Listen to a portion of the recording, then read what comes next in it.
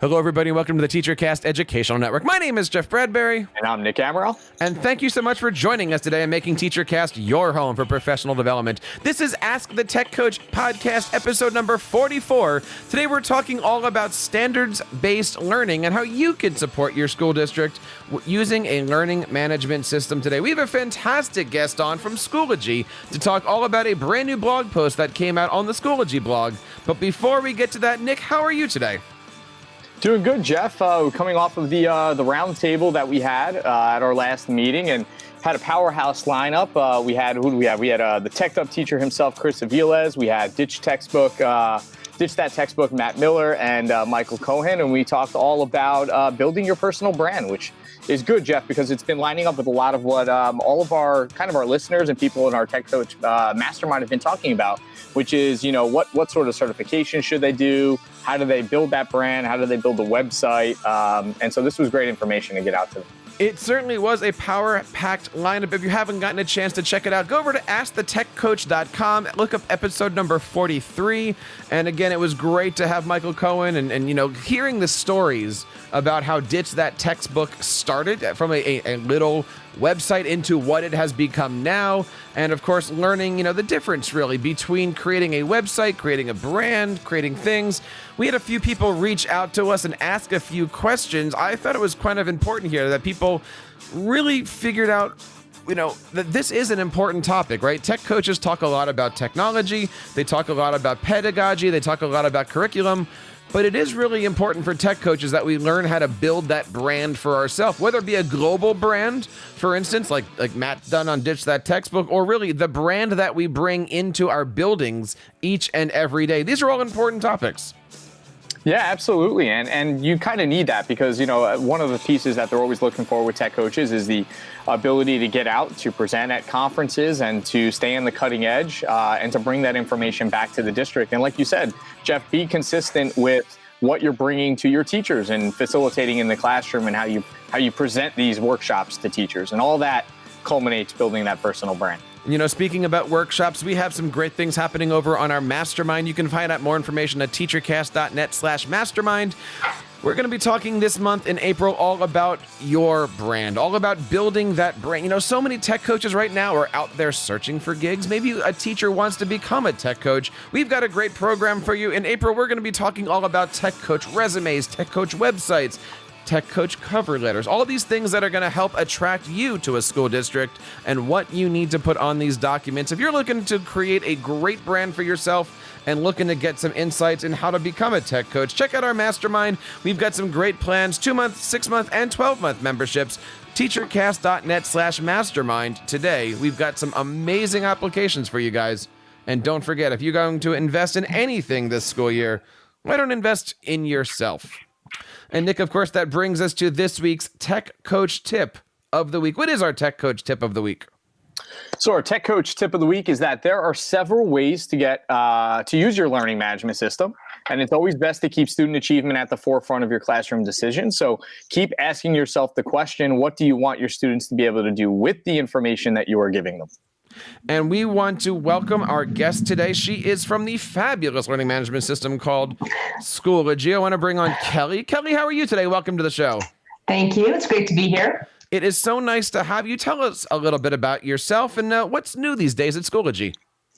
I'm currently the Senior Director of Instructional Strategy for Schoology. So what that means is I work with districts all over the country that are in various stages of using Schoology. They maybe are just coming on board or maybe have been with us for a while. And so I kind of work in a consultant role. But before I joined there, I spent 25 years in public education, all in the state of Colorado. So I'm coming to you sort of live from Denver.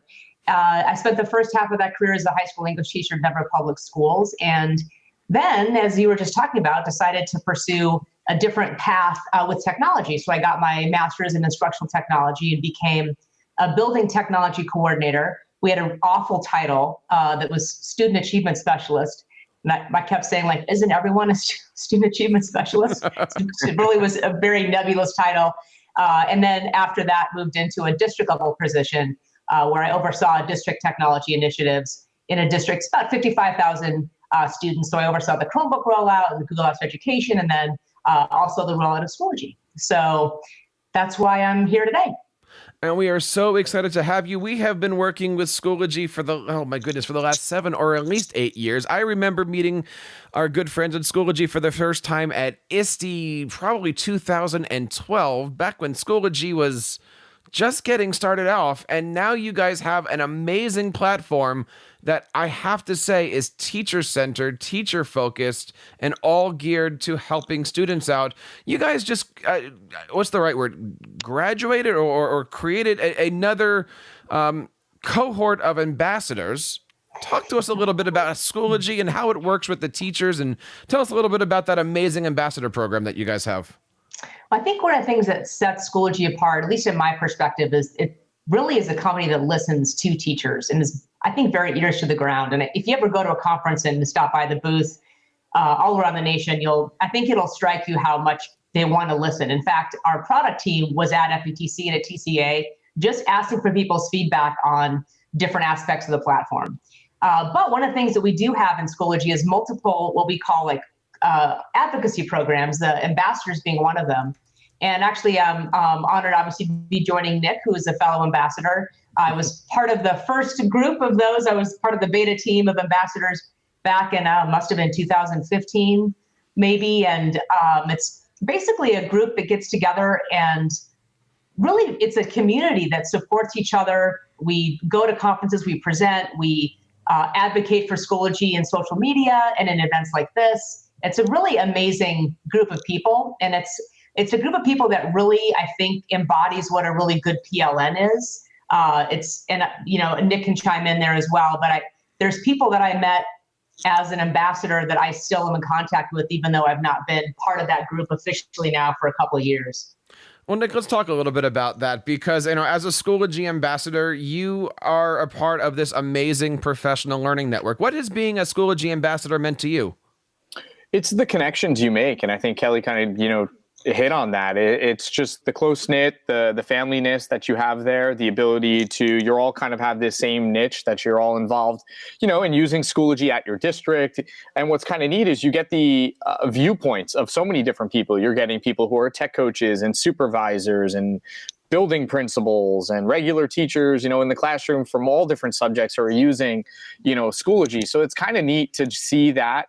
And to share ideas. And that's one of the biggest things I take away is that, you become such a close-knit family that it's just the ideas of how everyone's using it and manipulating Schoology in a way to do the things they want. And what everyone's doing is pretty amazing at all different levels. And then getting back to the student, it's all kind of just geared toward the personalized student. And then for me, using that to personalize PD for teachers has just been absolutely powerful. So, it's just a great group to get a lot out of.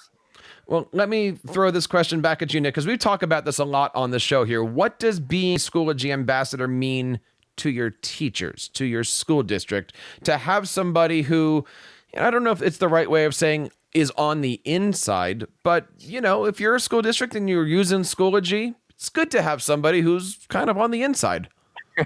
Right. So my teachers do think I am on the inside. And anytime there is it's whatever issue that could possibly pop up, it's go to Nick because he's going to be able to get the answer from someone. I go, well, it doesn't generally work that way. But what? There is the power of the group that way. And that's the fact that I can then on Twitter put out this message that says, hey, anyone come across this? Or, hey, there was this glitch. Or, hey, this teacher's trying to do this and I can't figure it out. And I'm telling you, within seconds, minutes, you have a response from someone. Hey, let me ask, let me see, yes or no, and they walk you through it. So that has been great. But the approach has been yes.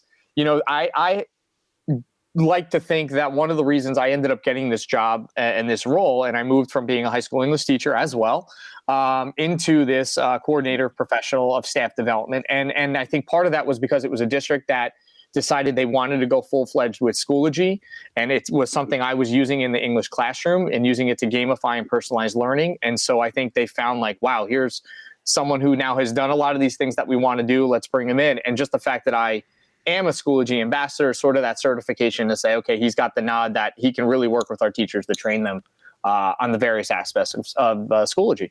You know, we like being able to bring you these types of shows. And of course, it's the feedback from you guys that makes the difference here in this show. That's why we call it Ask the Tech Coach. If you have any questions for our friends over here at Schoology or for any of these great topics, you can, of course, find us over on AskTheTechCoach.com. Reach out to us on Twitter at AskTheTechCoach. Email us over at feedback@teachercast.net. And of course, you can leave us a voicemail over at teachercast.net/voicemail. We'd love to hear from you. We'd love to answer your questions and have you guys be a part of our show. We, of course, drop this show on iTunes and all of your favorite podcasting apps every single Monday at 6 a.m.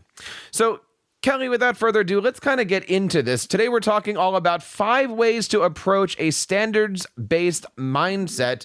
This is, of course, all about a great blog post that you recently published on the Schoology blog. That's schoology.com/blog. Now, before we get into some of these ways here, we have a question for you. What is a standards-based mindset? What is standards-based learning all about? Well, it's certainly nothing new. I think that those of us who've been in education a while have heard the term kind of tossed around.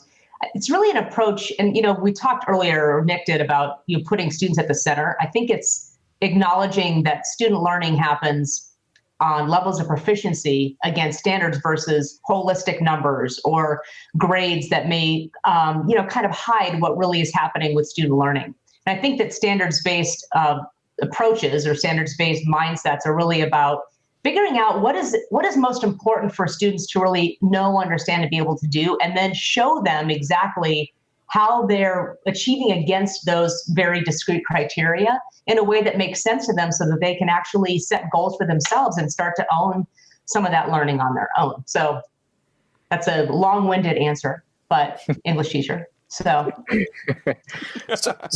Kelly, I like to think, right? Like when we start talking about standards-based learning and the mindset and how it's built off of objectives, I want to ask, how is that for a teacher that then is thinking, okay, well, I write the objective or I note the standards for a lesson plan, in my lessons or on the board. How is this approach different, right? Because this takes knowing that you're hitting a standard objective is brought back to the student, right? So what would you say to a teacher then that, like, okay, I have the objective, I know the standard, but what's the next step for them? Like, what is that piece? What does standards-based mindset bring them?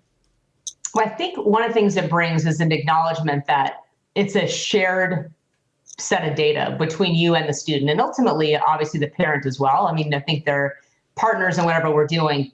But when you think about aligning something or listing a standard on the board, and I don't know about your students, but mine, that really didn't mean much to them. Even if I said, here's the objective of the day, that didn't really tell them how they were doing on that particular standard. So I think part of what standards-based mindsets is making sure that when you do have a learning objective that you've identified, that you are then also scoring work against that learning objective and telling a student here's how you're doing against that. Not that you got an 80% on this quiz, but you really struggled with these 3 objectives that we're really trying to cover. And so how can we move forward with that? So I think that just like anything else, and you mentioned this earlier, Jeff, I think was the why of like, why are we doing what we're doing? Or maybe it was you, Nick, and if it was you, I'm sorry. I think that it's the same kind of a question you should ask when you're actually assessing something. Like, why am I grading this exactly? Like, what information am I trying to get out of it? And what information does the student really need to have? And once you start thinking about that why, it should really guide you into the ways you're going to actually approach giving the students some feedback on those standards. Yeah, and I think that's a great response, because I think of how my teachers ask these questions, and I want to acknowledge standards and things and objectives, and that's great. But what you're saying is so much more powerful. That's great to acknowledge that you want to hit that standard and that objective, but when is it actually brought back to the student, and how are we assessing that the student, each individual student, is able to track their progress with that standard and that objective along, the lesson or the units or throughout the year. And I think that way, for them to just gather the feedback consistently and assess where they are and know. I mean, they could eventually assess themselves, right? I think it just becomes such a powerful approach. Yeah. So let's take a look at 5 ways to approach this, right? Because many teachers are looking at this saying, okay, how do I get started? What do I do? Kellie, what's the first thing that we need to be thinking about when creating this standards-based mindset? Well, have you ever seen the Seinfeld episode where George Costanza realizes that every decision he's ever made is wrong? It's a good in analogy. some ways, it's almost like whatever grading system you had growing up is probably what you're comfortable with. Like the way you learned and the way that you were graded and assessed is probably almost exactly counter to the way that the standards-based mindset works.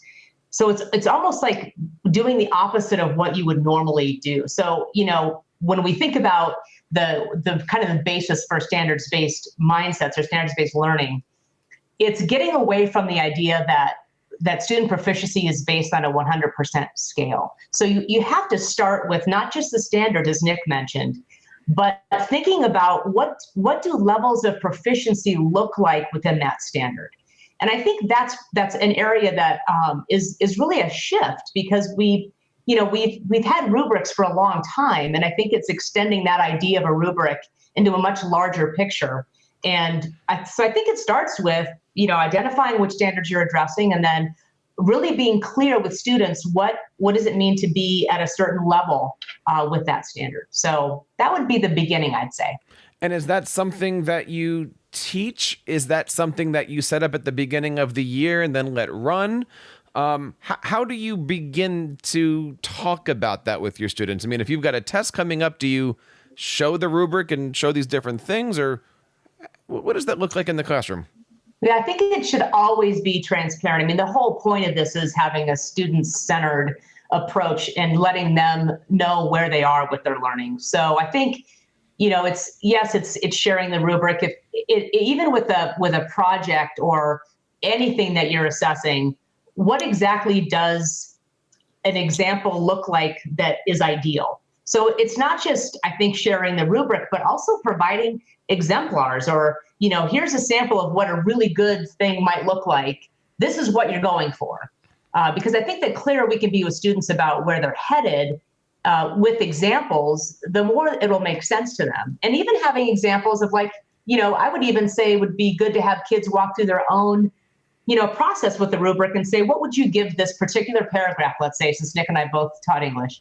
What would you give this particular paragraph? And let's talk about, what does it mean to have a quote unquote 2 on this versus a 3?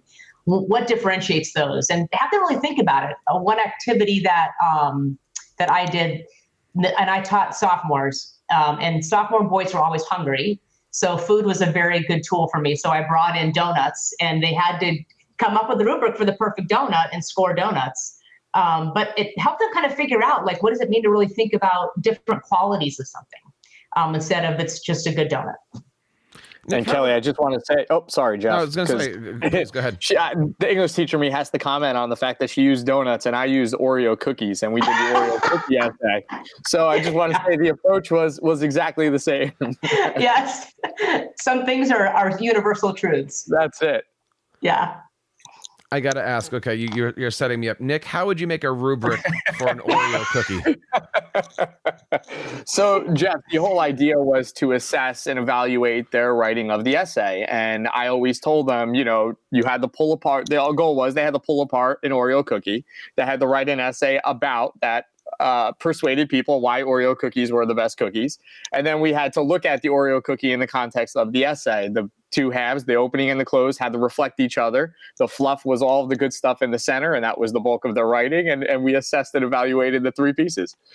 I like that so much more than the hamburger. We did the hamburger for a long time. Oreo's way better. Yes, way better. That's why he is an ambassador, ladies and gentlemen.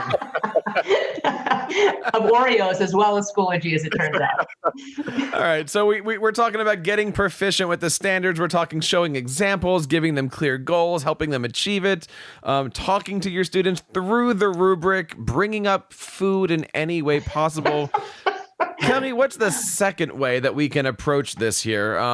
You bring up just understanding the power that a rubric can be with students. I think the rubric part of it is, for some teachers, extremely comfortable.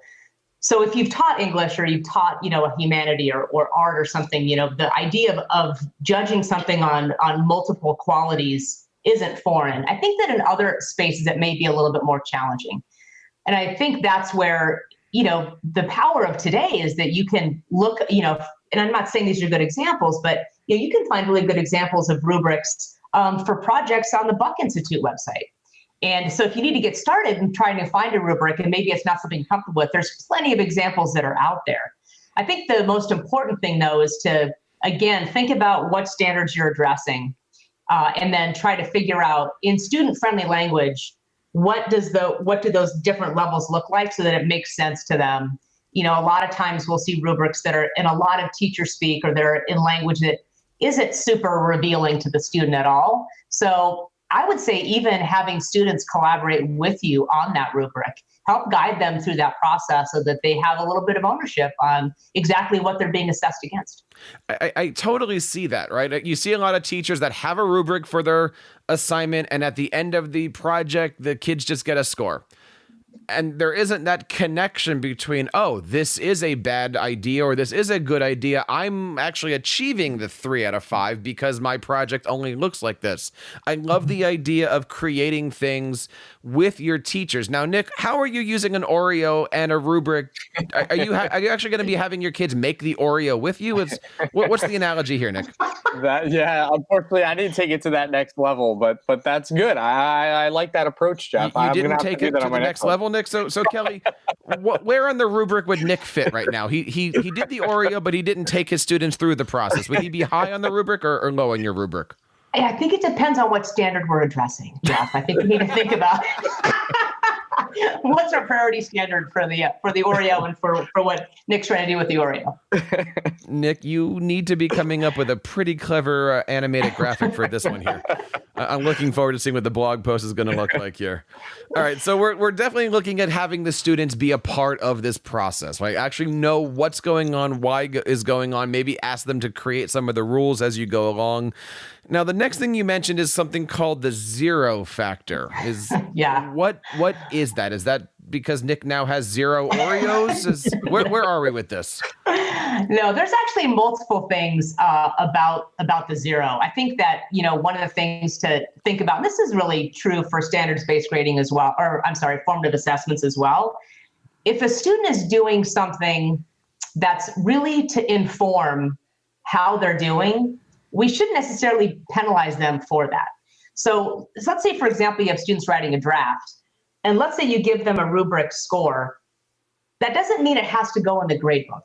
And I think that that's another kind of shift is we need to avoid giving zeros because zeros are devastating, especially if you are using a traditional grade book, that can actually destroy a student's grade. And if you think about the 100-point scale, we have 10 percentage points that recognize excellence and 59 percentage points that recognize not excellence. I mean, that's a big disparity.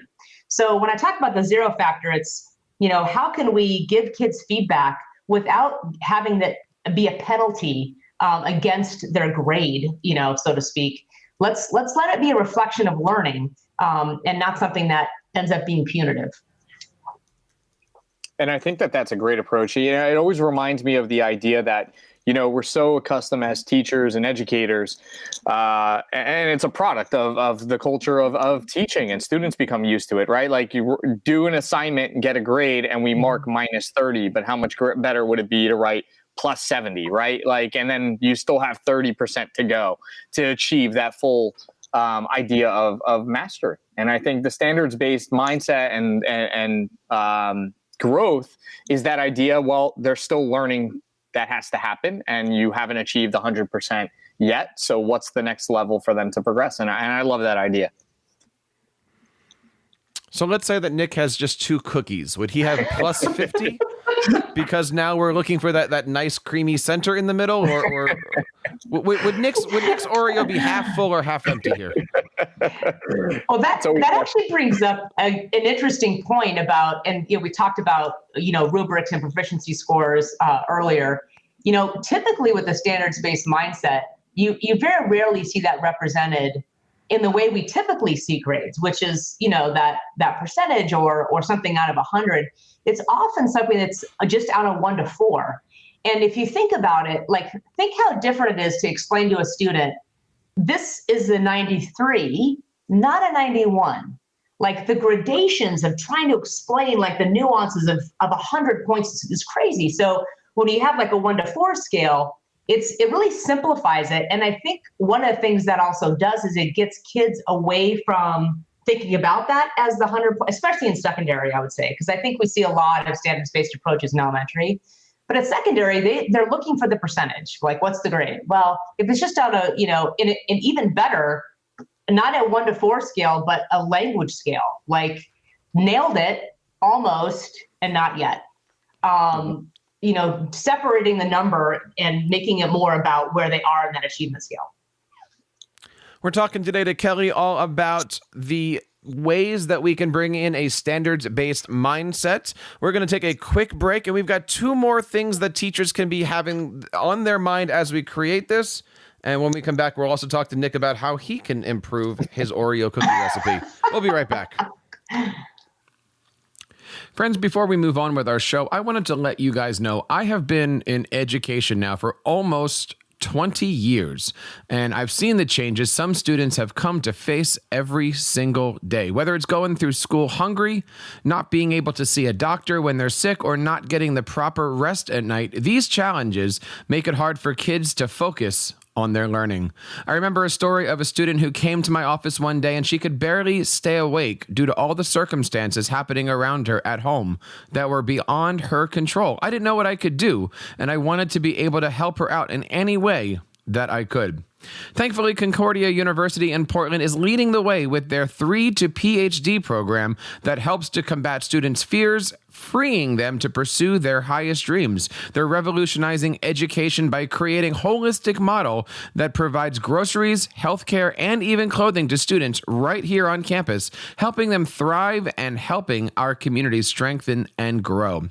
Concordia's College of Education offers online and on-campus programs where students have the opportunity to learn about a more compassionate approach to education and see how nurturing the whole student can lead to amazing things. To learn more about how you can help students conquer their monsters and achieve their highest dreams, visit cu-portland.edu/let's conquer.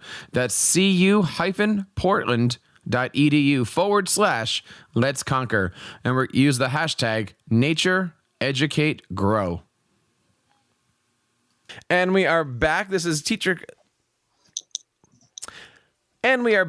Ask the Tech Coach podcast, episode number 44. And Nick, before we took a break, we were talking all about the different things that we can do. And I love here that Kellie brought up the concept of, keep things simple, having a scale of 1 to 4 instead of a scale of 1 to 100. Because, I remember my days as an orchestra teacher. A kid comes in and plays the violin. It is difficult, as Kellie said, to figure out, is that a 91? Is that a 93? Is that a 9? And what are the differences between all of those things? It is so much easier to create a 1 to 4 grading scale. Nick, I would assume that this is no different in an elementary classroom than in a middle school classroom. And really, any teacher of any subject can use this kind of a rubric. Yeah, absolutely. I mean, she nailed it saying, obviously as English teachers for both of us, we think of writing. And I always used to think of how subjective writing was, and especially creative writing, because I'm like, who am I to kind of say that that's not, or that is? I can guide you in ways of things you can do. But I mean, there are some great authors out there that don't write with punctuation. I mean, how do I grade a student that way, right? If they tell me that they're trying to be creative. So I think of that. I think of the art classroom and how creativity is hard to put 100% or a point value on certain things.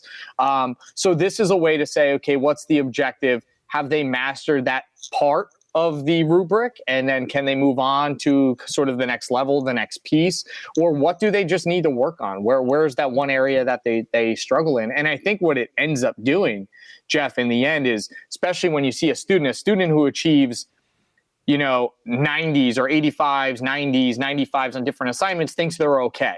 But when you see this in the standards, based rubric of 1 through 4, they may have a 2 here that says, okay, they're right at okay, but they haven't advanced enough. Now that student who thinks that, oh, well, my 85, 90 is always great. No, it actually, look, there's an area where you're weak. and there is something you need to work on, and it breaks it down for them as what can they do better. As a tech coach, we get a chance to work with students of all grade levels and abilities. And I'm always going to go back to my days as the orchestra teacher. And, sometimes the student just needs one more attempt at something, right? One more opportunity. But it's so easy to not have the student be given that opportunity because in today's society, teachers are on a deadline. They got tests to code, they've got chapters to hit. And a lot of times the teacher just says, look, do it and we're done. We got to move on. Kellie, I'm so glad we're going to talk about this next one here. You mentioned try more tries. What do you mean by that? Well, it kind of goes back to the earlier analogy I made of do the opposite of what would have happened to you as a student, maybe. Because I think that a lot of us had only the one try to do something. You have the final exam, or you have the essay, or you have the quiz. And I think part of the standards-based mindset is actually reflected as part of a growth mindset. What we want to see is we want to see students grow.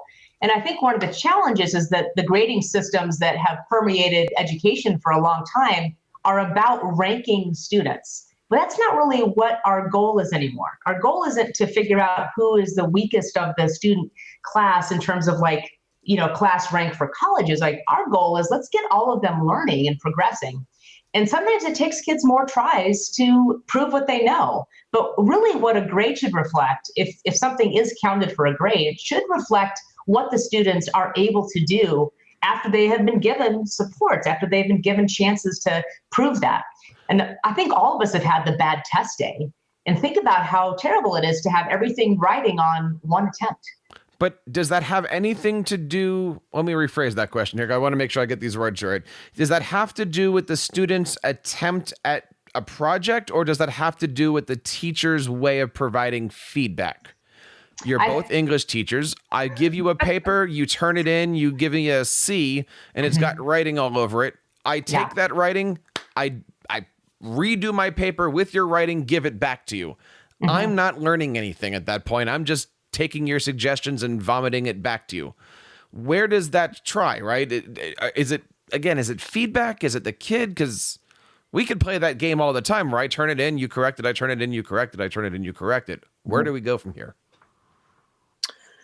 So for me, I think that the feedback is going to be a big piece of it. But I don't know. I always felt as a teacher too, the lengthier, the more feedback I had on that paper, I just felt that there was a connection to the student, that for them that they felt, okay, if he's taking the time to write all this out, there are things to look at. But I don't think it has to be as nuanced as every comment that I make to that student means just go back and rewrite that, fix that sentence or put that word in.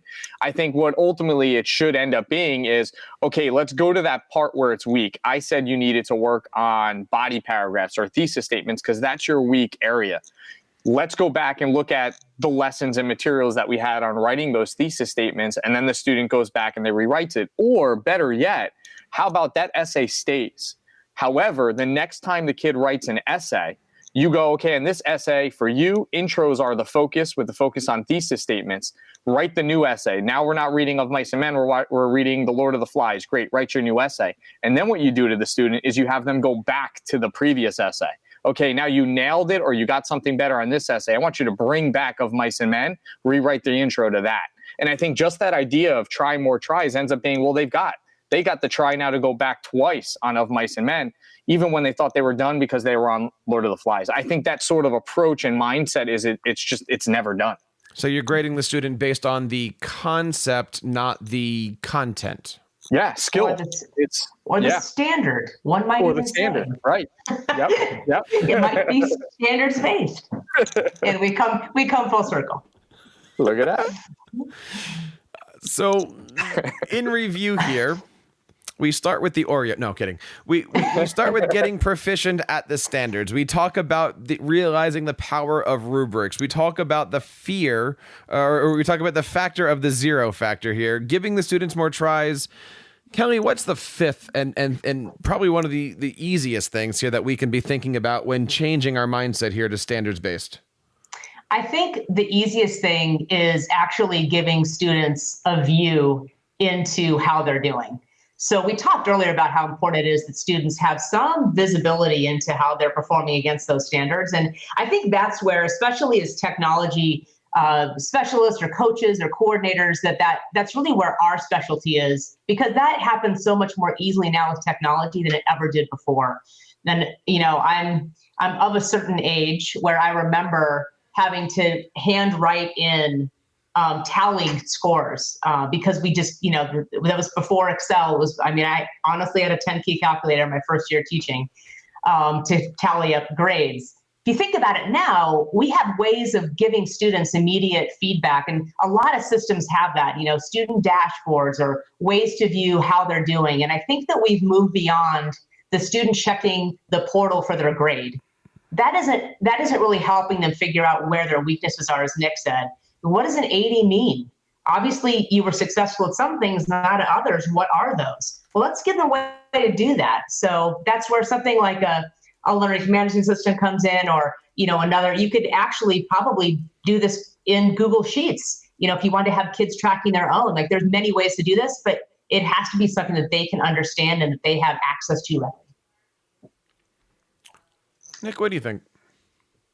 Yeah, no, I mean, I agree. And I think one of the biggest things for me was, and this is what I tried to do in my high school English class.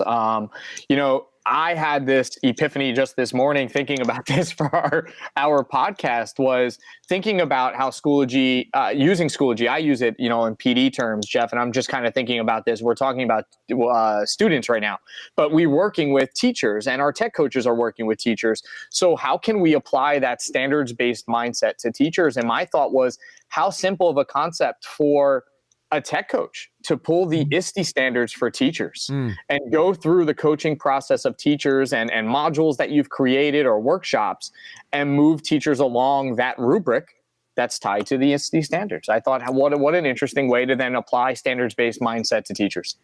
I don't know if there's any SEO value in this, but I think we're going to do a blog post, Nick, called How the ISTE Standards Are Like an Oreo Cookie. I like it. It's catchy. Coming soon. We both have spring break coming up, so there's plenty of time for all of this stuff. Kellie, first of all, we're going to put all the links to the blog posts and everything over on Schoology here. This is Ask the Tech Coach podcast, episode number 44. And, Nick and I talk about learning management systems a lot. We've even created an entire online course for tech coaches on how to use a learning management system to give that great professional development. Talk to us a little bit about Schoology. What makes it so special, and what makes Schoology stand out amongst all other learning management systems? I think, one of the things is that it's focused really specifically on K-12. It started in K-12, and that's basically what people there wake up every day worried about, is what's happening in K-12. And a lot of other systems out there were really designed for higher ed, and that has its place, absolutely. It's just a different context. And so there are different needs and different things that are happening at higher ed. So they've been retrofitted for K-12. I think Schoology is really targeting a certain, if you think about what we have to do, we have to have something that can scale from a kid who's 4 or 5 to a kid who's 18. That's a huge range. And so Schoology, I think, is very focused on making sure that it's a system that accommodates all those different needs. I think the other thing, and I think Nick can attest to this as well, is it's just so easy to use. I mean, when we rolled it out, we were transitioning from another learning management system, and I really thought nobody would use it. I mean, it wasn't mandated. We sort of switched, and I was like, well, we'll turn it on and we'll see what happens. Nice, measured rollout. And it blew us away that people use it so quickly and so readily because it was easy that, we have a lot of teachers, I think, that are fearful about technology. They have some anxiety about not being techie enough. And it's so easy to navigate that those folks felt comfortable almost right off the bat. And those who were already techie could run with it and start doing embed code and start doing all kinds of cool things. So I think it also scales for, different levels of comfort for teachers. So, Kellie, with everything coming up, is there anything that you can tell us a little bit about what's going on these days at Schoology? And, what are some of the things that you're seeing teachers do with Schoology that's really blowing you away these days? Oh, so many things. I think when you're asking about things that are coming out with Schoology, one of the reasons that we did the blog post on standards-based mindset is that Schoology is releasing a new view inside the platform that gives a very clear picture of what mastery might look like against those standards. And I don't know if you've ever heard of adaptive leadership. It's a book that we read as a book study in my previous district here in Colorado. But it talks about how there are adaptive challenges and there are technical ones. And the technical ones are quick fixes, and they're things that you can demand by edict, like we're all switching email, okay? We switched from first class to Outlook. That's a technical fix. The adaptive challenge is the one that really takes a mindset shift. And so while we can provide, or Schoology can provide, the technical interface to make these things happen, the pedagogy behind that and the thinking that has to go into what is the standard really representing here, and how does the student really view that, and how am I grading things in a way that really reveals the student where they are against those standards, that's an adaptive challenge. So while Schoology is super excited about releasing they're calling this a new standards-based gradebook, they're also cognizant of the fact that there's some conversation that have to happen at district and classroom levels about grading practices. So I think that's a big one. Another one that's coming down that is something that's being developed right now is what's pretty, I think, amazing is the student choice activity, where you have a student who actually maybe has a choice of how to show their learning in 5 different ways. They get to choose that. And you can do that now, but you end up having like 5 grades in the grade book, and some kids have a grade and some don't. It just, it's messy, and it just doesn't really help the teacher or the student figure things out well. So they're designing a new way to do student choice activities. And I think their big shift right now is on personalized and student-centered learning, and they're developing a ton around those very key features. So I would say that's in the media, and that's really like for back to school. So we're talking about imminent release for that. In terms of stuff that teachers doing that blow me away, I think you could look at things that people do on a daily basis. I saw a really great, do you know Liz Lebeski, Nick? I do, yep. She's one of the ambassadors, yeah.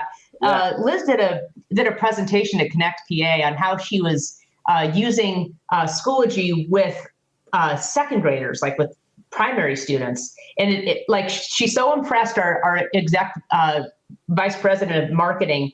He had her present to the company. So at our last company meeting, Liz was a guest speaker, and she went through and talked about kinds of, the things that she was doing. And I think one of the things that I'm always amazed by is the platform's the platform, but the people that use it are thinking so deeply about how they can help students. And it's humbling. It's humbling to see that every day. The website, of course, is Schoology.com. You can, of course, check out everything that's over there. Kellie, where do we find you guys on your social channels and be a part of the Schoology community? Schoology is super active on social, and Bridget Heaton, who actually helps run the ambassadors, would be extremely upset if I didn't mention our social channels. It's at Schoology, and that's probably the best place, and that's where you often also see people sharing things that they're doing. But you can also see things on the public roadmap. That's part of the Schoology support area, Schoology.com/support, if you're curious what's coming down the pike. And of course, ask an ambassador. They are out there, and they have their own hashtag, SchoologyAmb. So if you want to see what their conversations are, you can find them on Twitter. Excellent. Nick, we've got a couple great shows coming up, just like this one's here, but talk to us a little bit about some of the conversations and the podcast topics we have coming up in the next few weeks. Yeah, so this is a great seg into our next episodes, which we've getting a lot of traction, Jeff, what we've been noticing in the Mastermind and outside, just from people reaching out about using an LMS like Schoology to design online professional development for teachers. So one of the big topics we're going to cover is how to design online learning courses and modules. And the other thing we're going to talk about is, again, kind of going with the branding, is going to be creating your Tech Coach resume. And Nick, of course, we want to say thank you to everybody out there who's made Ask the Tech Coach part of their professional development network. We, of course, drop this every single Monday morning at 6 a.m. Eastern, and we would love to have you guys be a part of our PD by sharing this podcast with your professional learning network. We would love to have you here. So on behalf of Nick and everybody here on the TeacherCast Educational Network, my name is Jeff Bradbury. And I'm Nick Amaral. Reminding you to keep up the great work in your classrooms and continue sharing your passions with your students.